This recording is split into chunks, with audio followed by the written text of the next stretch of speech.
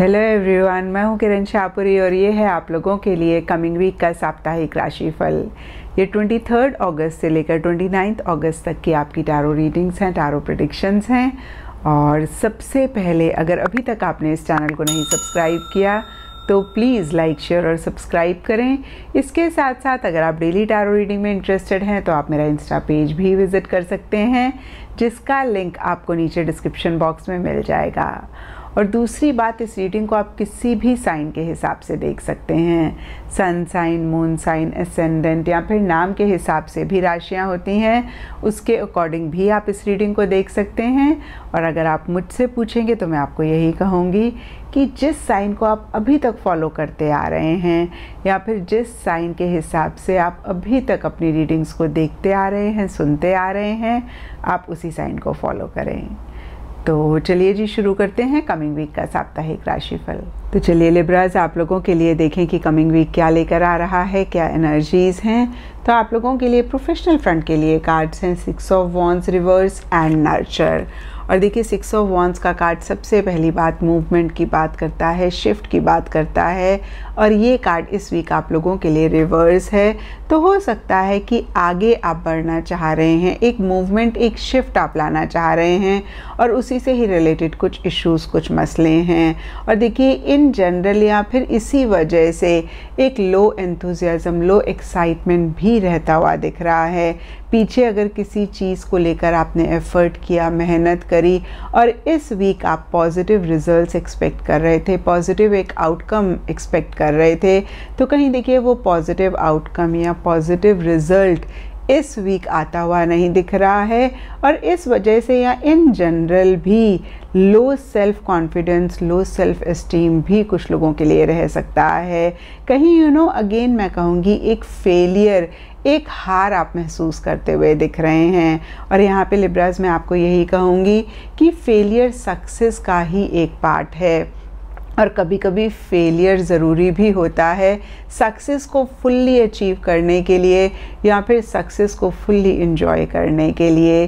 तो देखिए, फेल होना या फिर गिरना बुरी बात नहीं होती है, क्योंकि जब हम चलेंगे तो कभी ना कभी तो हम गिर सकते हैं, लेकिन गिर के बैठ जाना, हार मान लेना, ये गलत होता है। अगर हम गिर गए या फिर हम किसी भी चीज़ को लेके फेल हुए तो हम कितनी जल्दी उठते हैं और कितनी जल्दी बाउंस बैक करते हैं, वही डिटर्मिन करता है कि हम खुश रहेंगे और या परेशान रहेंगे।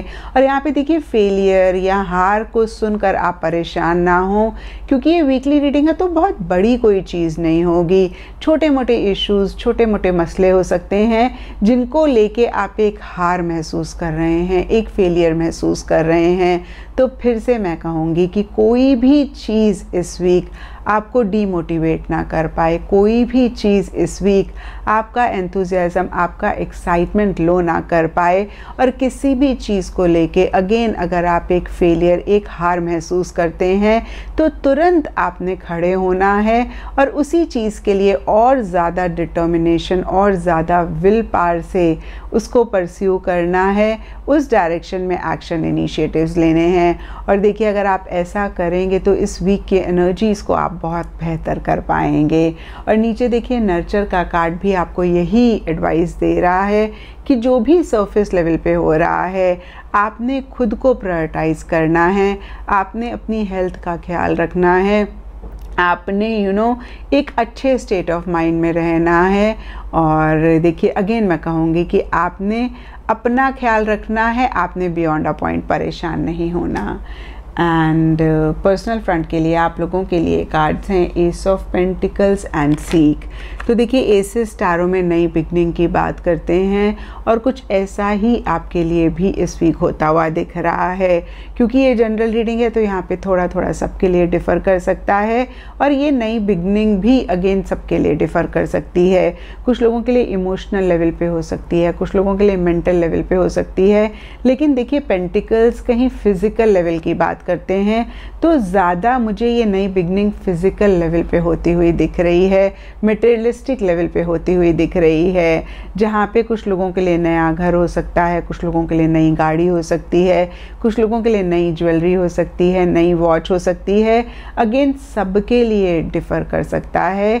एक नई बिगनिंग इन नटशेल होती हुई दिख रही है। कुछ लोगों के लिए नया रिलेशनशिप भी हो सकता है। और देखिए जो भी हो रहा है कहीं एक स्टेबिलिटी, एक सिक्योरिटी लाने पे फोकस है, या फिर उसकी वजह से एक स्टेबिलिटी, एक सिक्योरिटी आ सकती है। कुछ लोगों के लिए नई अपॉर्चुनिटी या फिर कोई अच्छी अपॉर्चुनिटी भी हो सकती है।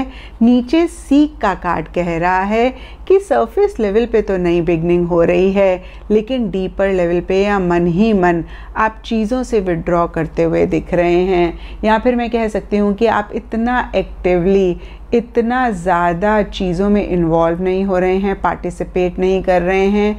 आप अपने लिए स्पेस चाह रहे हैं, आप कहीं अपने साथ टाइम स्पेंड करना चाह रहे हैं, आप कहीं अगेन मैं कहूँगी कि अकेले किसी लेवल पे रहना चाह रहे हैं।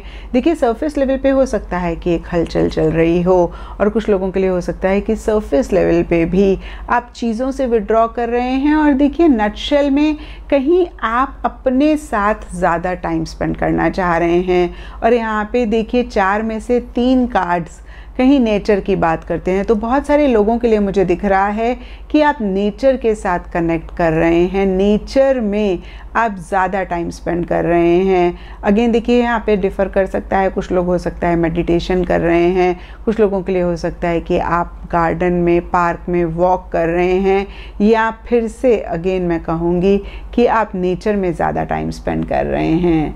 एंड गाइडेंस से आप लोगों के लिए द स्टार का कार्ड है, और इसके हिसाब से देखिए एक पॉजिटिव फ्रेम ऑफ माइंड रखना बहुत ज़्यादा इम्पॉर्टेंट है, जो भी आपकी लाइफ में इस वीक हो रहा है।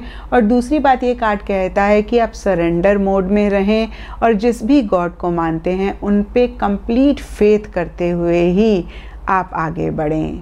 एंड एस्ट्रोलॉजी से आप लोगों के लिए कैप्रिकॉर्न साइन का कार्ड है।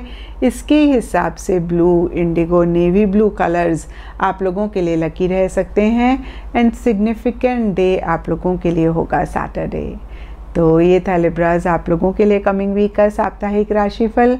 और नीचे मुझे कमेंट सेक्शन पे ज़रूर बताएं कि ये कितना आपके साथ रेजोनेट किया, कितना आप कनेक्ट कर पाए।